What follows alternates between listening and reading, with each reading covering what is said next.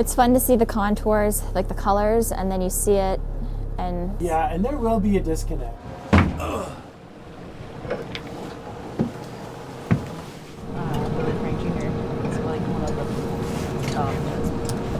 This feels kind of simple, the work that we're out here doing, just catching fish and analyzing them for toxins, but a lot of that work hasn't been done, and we're learning new things with even relatively simple research. oh, there's a little one. Yeah!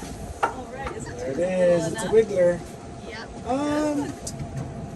We'll just keep it. I need something. Where are you putting it? Herring are food for salmon and salmon predators, and so we're hoping by understanding the abundance within the estuary, that'll lead to informing recovery actions for herring and salmon.